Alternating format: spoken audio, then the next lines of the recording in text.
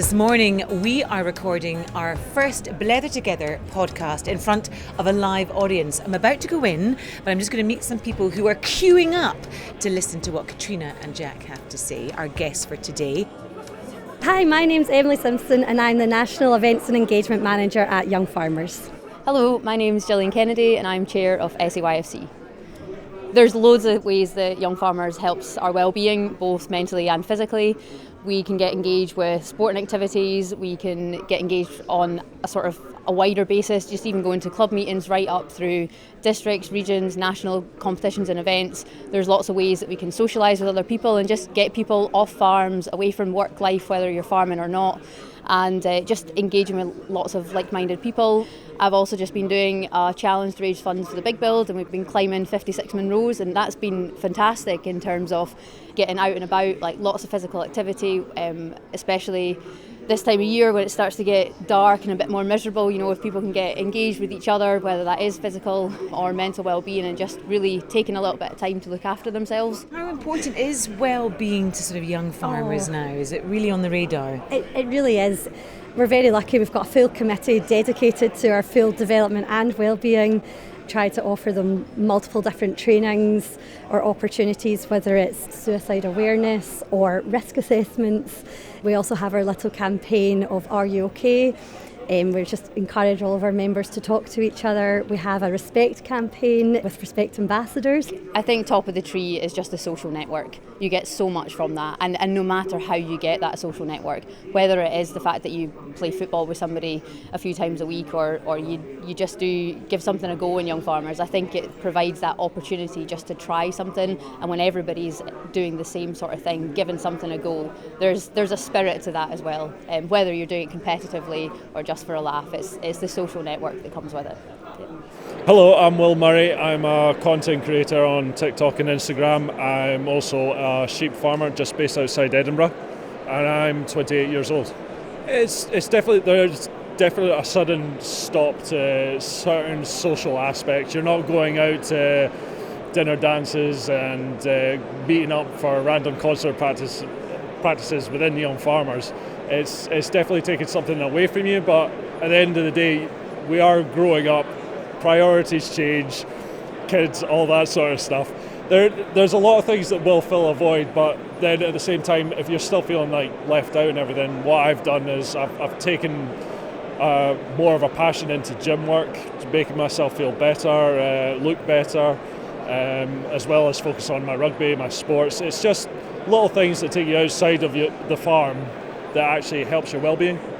At the same time, like just because you're outside of Young Farmers doesn't stop you from seeing your friends. Like you are more than happy to just go round and pop into your friend's house, see how they're getting on, have a drink with them. Like at the end of the day, the social aspect only stops as much as you let it. Well, thank you for coming along to support us and Jack. I can't even think what questions I'm going to ask. Have you got your questions ready? I think so. Right, I know who I'm coming to Okay. first. Thank you very much. Thank you. Good morning, everyone. Thank you very much for making it. I suspect there's a lot of farmers that are still nursing a bit of a hangover from the result last night, maybe. Woo! Fantastic. Fantastic for Scotland. Fantastic news. So we start on a high and we're going to continue that theme. Catriona and Jack, welcome to Blether Together. Thank you very much for joining us. Our first podcast in front of a live audience at AgriScot 2025. No pressure. Anyway, I typically start these conversations with a rapid fire question round of random and typically ridiculous questions. So I hope you're up for answering some of them. Is that all right? It's a rhetorical question, by the way, so you're going to be presented. Okay, so listen, they're not by design. They're not laid out in any order. Where they land, they fall. Is that okay? So keeping up with the times, Jack, will we say gentlemen first? Well, go for it. Okay, Jack, what's the first thing you do in the morning? Have a cup of coffee. Cup of coffee. Catriona, what is the favourite thing about your job? The people. If you could go back to any age, what age would that be?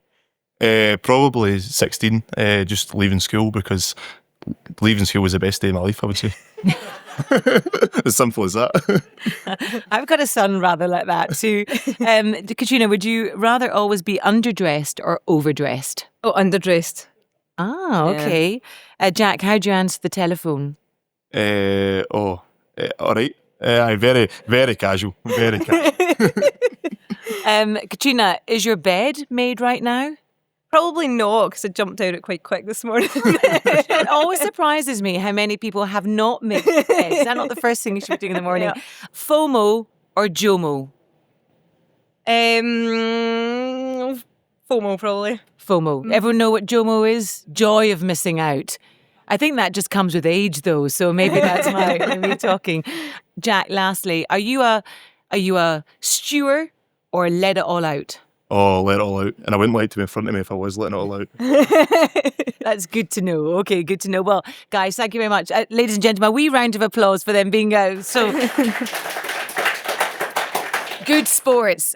So, Catriona, if I had a sort of well-being graph in front of me, 0 being the lowest and 10 being, the highest, where would you be on that graph at the moment? Probably around about a 7 or an 8. Yeah, Okay. I'm quite good at... I'm not overly an optimist necessarily, so that's why I'm not 9 or 10. But I do a lot of self-care. I do a lot of running and things for my well-being. And Jack, what about you?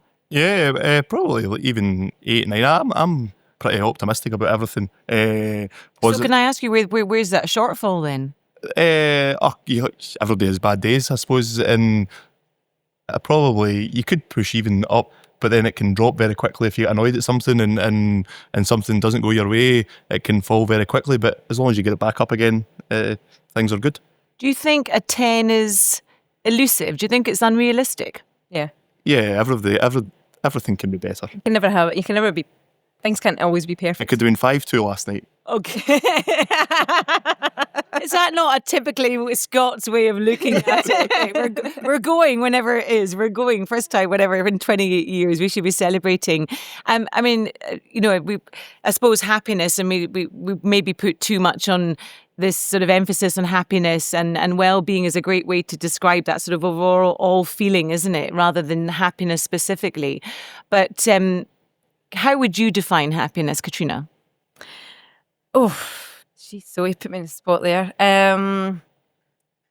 Happiness, just being with my family or being at work. I enjoy my work, I enjoy being around people most of the time. As long as my kids are behaving, I'm happy. And Jack? Yeah, I would say when I've got good balance through everything, whether it be work, socialising, when everything's, it's been a good week when you've achieved a lot of work and you've also got time to go out and also get time to do things you enjoy and also time to relax. So yeah, balance throughout. And how much do you care about well-being? Is that on your radar? Yeah, I think subconsciously it probably is. But I thoroughly just take every day as it comes, and you're most of the time you're wanting to push on. It's fine. It's fine. Okay, so just for the purposes of the room, I know that I know a little bit about you. I've read about you. Can you maybe just, Catriona, tell everyone who you are, what you do, and where you come from? I come from a farm in Dumbarton. We were beef and sheep. I grew up with my mum, dad, 2 sisters, my brother. I'm now married to Tommy, and we have 2 kids, and we have a dairy farm in Balmore. I went to Young Farmers at Loch Lomond, Young Farmers, and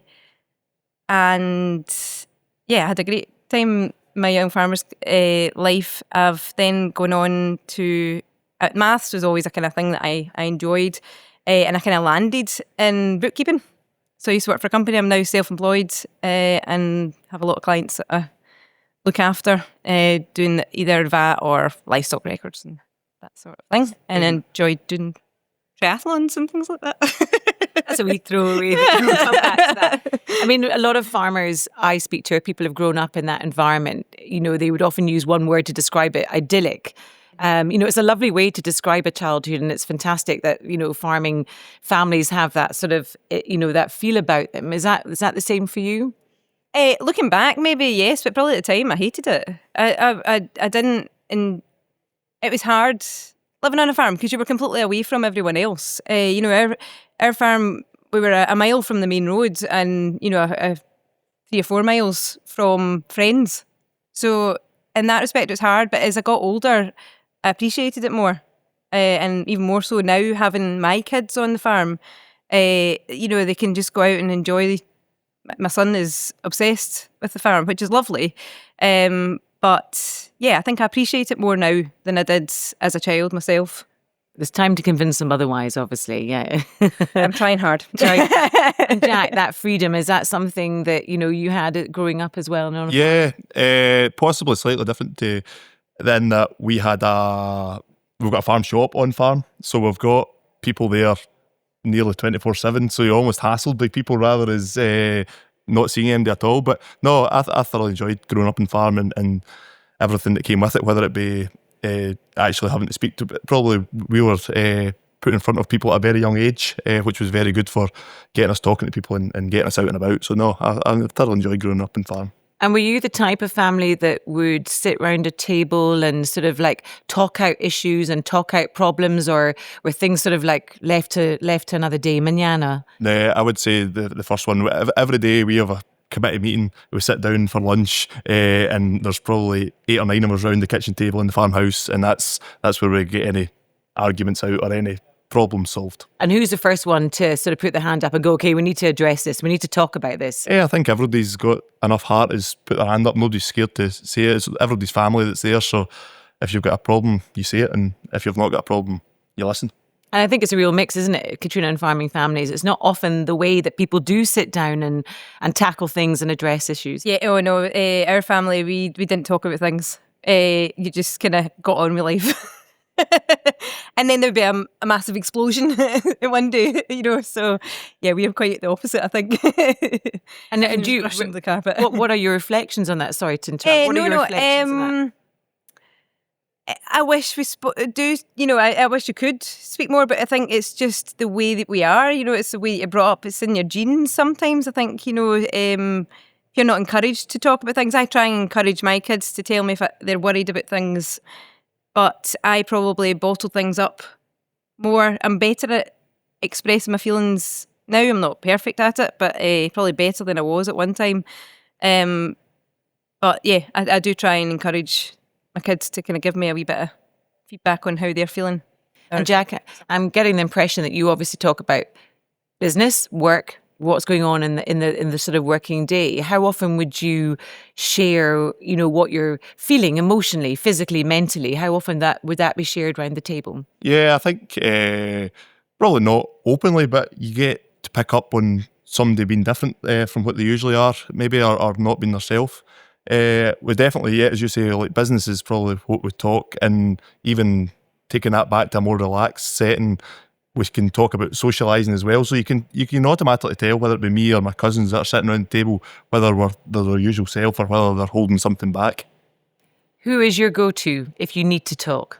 Probably my cousin, actually. We are similar ages and we probably just vent off each other and let it out. It's probably not taken as a serious conversation. It's probably just something that's said and flung away, and then maybe he'll come back to it, or if he says something, I'll come back to it, and we usually go from there. I've often thought, when I'm not, from a farming background, and I've looked in on young farmers and thought it's a wonderful conduit, isn't it, for that sense of community? Mm-hmm. But it's also, you get the sense that it's a real sort of like, a support group as well. And I wonder how you found young farmers to help you through that, what is very important formative stage, isn't it? Yeah, I made some amazing friends, and we maybe don't always see each other as often now, but when we do, we just like slip back into where we left off, and you can talk about the good old days. And yeah, Young Farmers was just amazing for that. And open and sharing. Yeah, I think so. Probably, but then back in those days, you didn't talk about your feelings so much. It's more encouraged now. Whereas those days, probably not so much. It wasn't really spoken about much then, I would say. I love the fact you say back in those days. Twice your age. So I'm thinking back in the days, back in those days. It's probably been even worse. And thinking about, your father and your mum, are they quite good at sharing as well? Do they encourage that within you? Yeah, definitely. I think they wouldn't see you stuck for a problem anyway. Even people and young farmers, like you get in a close, tight-knit group, because especially when you're going through office bearer roles in young farmers, whether you're chairing or secretary or treasurer, I think you become this tight-knit group. Suppose you're not the best of friends before your year in command, you certainly leave as very good friends and feel as if you could share any problems with these people. And do you think you'd be aware if other people were suffering or, having issues that they wanted to talk about? I would like to hope so. I suppose everybody shows it differently, but certainly if there's anybody that I noticed a change in attitude or a change in their style, I would try and open out the best of my ability to them. Catriona, you're raising a family, which in itself is a very successful thing to do. I mean, but how would you define success? Just building on what you've built up, I suppose, and just having a family, keeping them alive is quite a success. On a farm as well, I can imagine. Yeah, you've got two, yes, two, and then planning ahead. Are you planning what they want to do? Have you got words of advice for them? As long as they're happy, I'm happy. I don't think that you should plan for your kids, because in some respects, because that might not be what they want to do. I mean, it looks like my son wants to take on the farm one day, but if he changes his mind in 5 years, then that's entirely up to him. If he wants to go down a different route, he can do that. I just want to be there and support them as best I can on the journey. Yeah, you've spoken about things that, try and get that work-life balance and try and, get that right. What do you do to help your well-being? What do you do, mentally, emotionally, physically? What are your habits? Yeah, I think I'm probably a stickler for working hard, because I feel I get a great sense of achievement from achieving something, whether it be working at a job or working hard towards a goal sort of thing. So yeah, I'm very, very competitive, I would say. I don't like losing. If I think I'm capable of something, I'll usually try and achieve it, and that gives me a buzz. People often sort of try and qualify competitiveness, don't they? Go, oh, I'm competitive. That's great, good. That's your superpower. That's a great thing to be competitive. It means that you're ambitious. Yes, yeah, I would say so. Yeah, and I mean, what does success for you look like in the future? Oh, I don't know. I suppose the future's tomorrow. The future's 20 years away. I don't know. I would say I certainly want to go home or I'm at home, but certainly continue at the farm. Every road takes a turn, sort of thing. So just go with the flow and keep working hard and keep doing what we do. Success, I suppose, but part of the word succession, is that something that is talked about in? Yes, it's probably not talked about as much in our household as what it probably should be. It certainly is a big thing and it needs to be sorted out. But yeah, as I say, we're all open ears and we listen to each other and we talk to each other, so it will be discussed and be sorted. It's interesting that you say that, isn't it? But it's not something you felt comfortable enough to maybe raise yet. You don't feel it's something you want to broach. Yeah, I think there's a time for everything, and we can all see the way it's heading. It'll just happen someday, and that'll be that. I don't know if that's the case. I mean, it's one of those. It's a tricky subject, isn't it, Catriona? Yeah, absolutely. It's not one that you really want to think about, because you feel like almost you're pushing the parents out, or the younger generation are wanting to take over. But working together is definitely the best key, the key to it. And probably talking about it is a good thing, but it just feels a bit wrong as well. Yeah.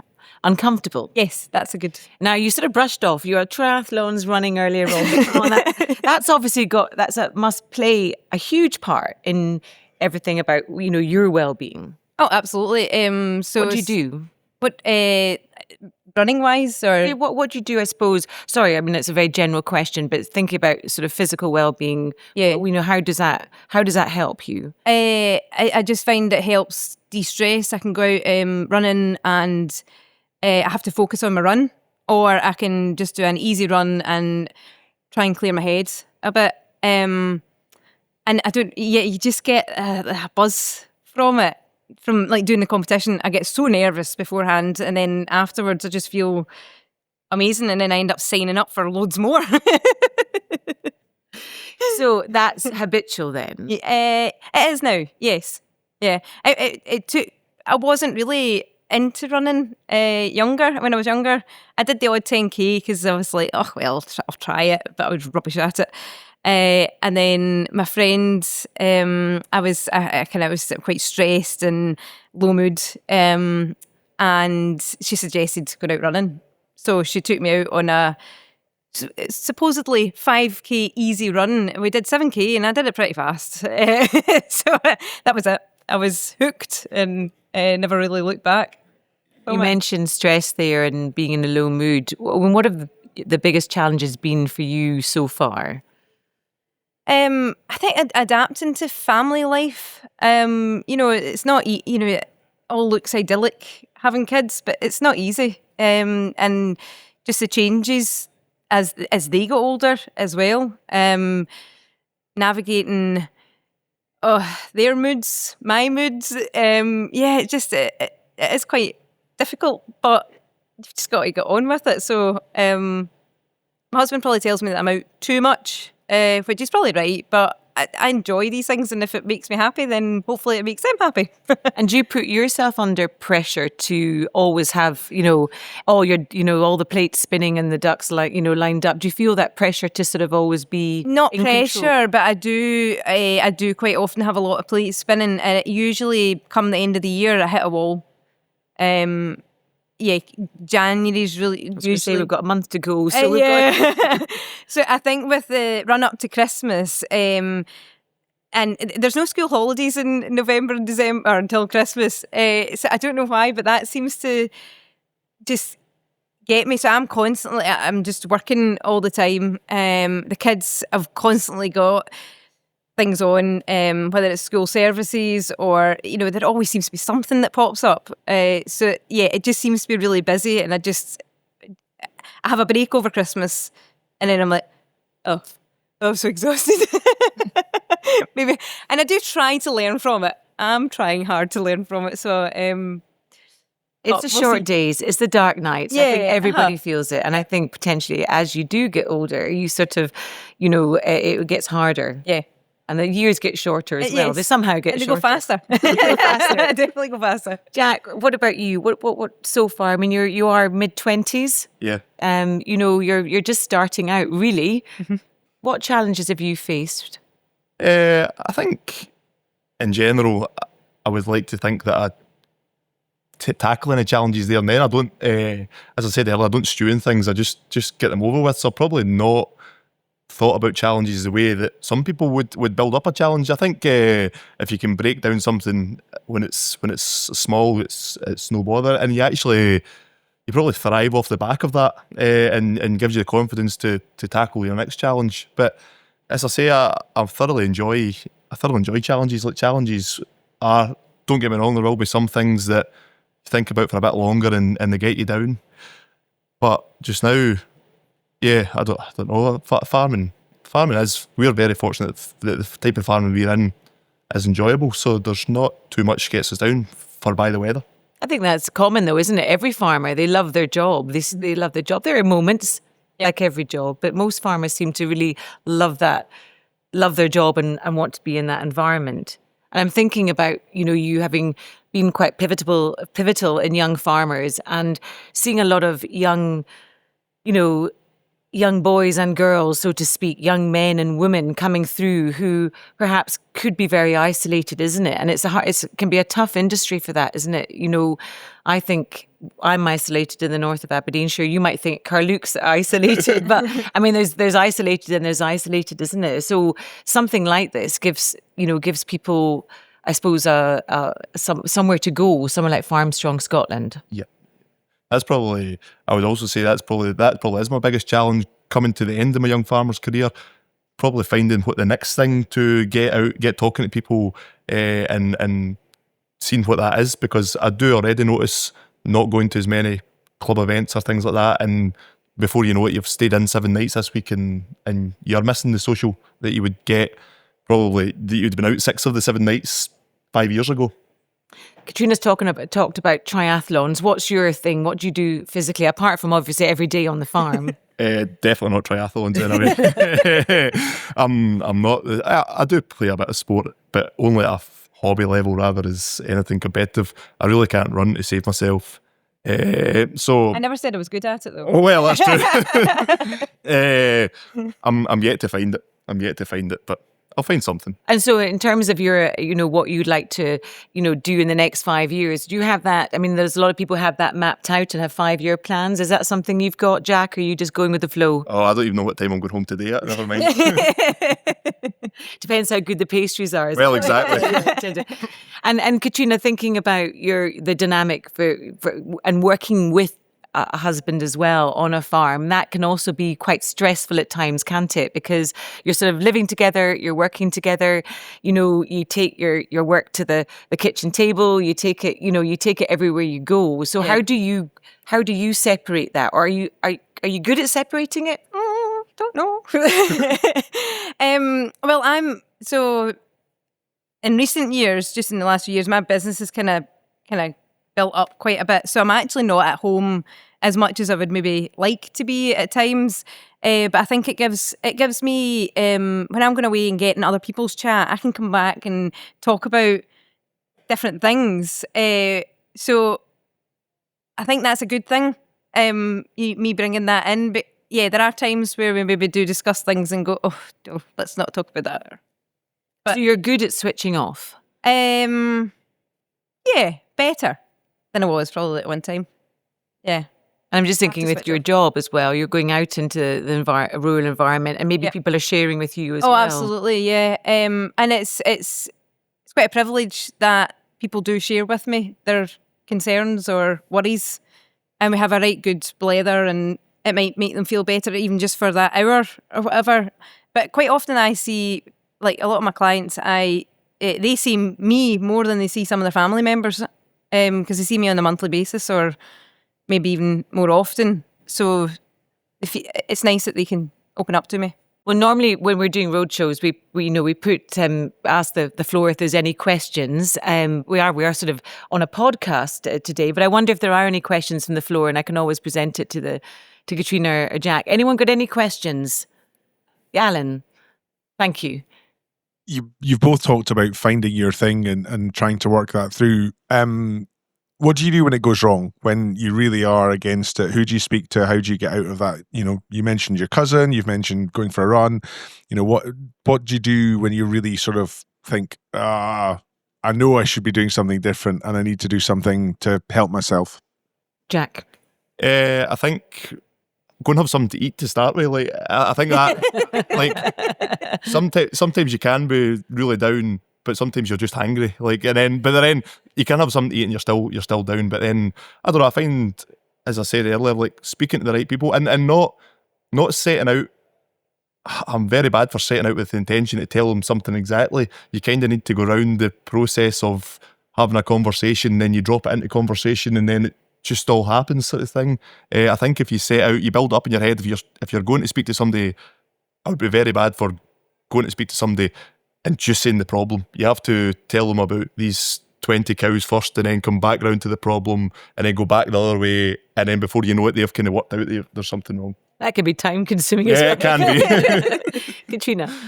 Well, my husband first and foremost. Quite often, like I'll build something up in my head to be much bigger, and then I'll say it to him. He's like, "You're just being ridiculous. That's it's so silly." And he's totally right. And it just needs somebody to tell me that. But in times where I've maybe found things a lot harder as well, I've got a really great group of friends that I can talk to as well. There's nothing better than, like, it's great being able to talk to my husband, but there's just something about talking to a woman that maybe just understands it that wee bit more. I'm looking at you nodding. So yeah, no, my friends are very great at listening to me. They listen to me a lot. Thank you so much, both of you, for getting here so early, fighting the traffic and the snow, and getting here despite the result last night. Jack, you look very pleased. It's been a pleasure to talk to you. Thank you for sharing. These events are as much about sharing as listening, and I think it's nice to have some involvement from the crowd as well. So thank you very much for being so open and honest, and for being good sports. Ladies and gentlemen, please show your appreciation for Catriona and Jack. Thank you very much for coming. Thank you very much.